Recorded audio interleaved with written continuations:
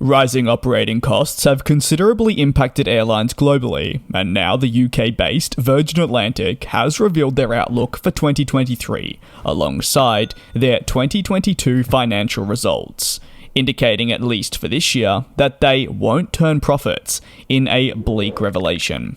The development came directly again just to mention in their financial results, where they said that the previous year was a critical one for recovery. Additionally, they really focused on ramping up services, Virgin Atlantic being just one of the many carriers that utilised the year as an opportunity to branch back out to cities it had been absent from for some time, especially to meet growing demand levels, as 2022 can be remembered as a year when more countries eased restrictions and travelling once more became easy.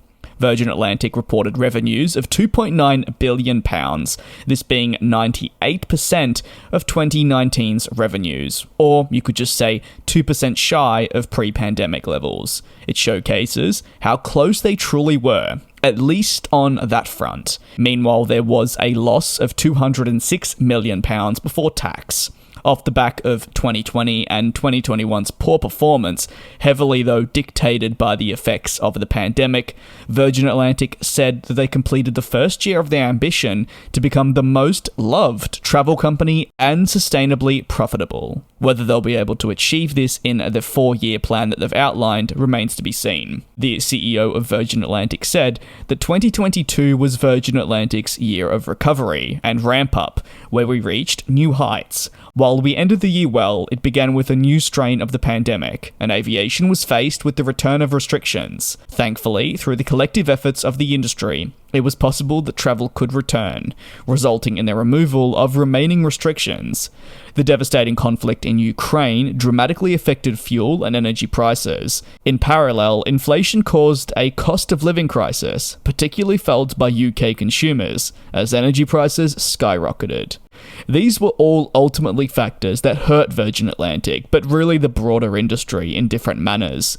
It was mainly about how these carriers navigated these issues and found long-term solutions that now, in 2023, they hope to impose and see more positive results, even in the midst of a difficult operating climate. Virgin Atlantic says that while they won't be able to turn a profit in 2023, they will utilise the remainder of this calendar year to demonstrate that their plan to turn around the company is working, and hopefully they'll be able to set themselves up for a return to profitability in 2024. This is based on the company's current guidance. However, as I'm sure you're all more than aware, that can change at a moment's notice, and if there's been any proof of that, it's been the recent conflict in Ukraine, the pandemic, and everything else that has come from it. Virgin Atlantic will be crossing their fingers that everything goes smoothly and they'll be able to largely achieve profits next year. The carrier added that it was pleased with a completion factor of 99.5% of their services.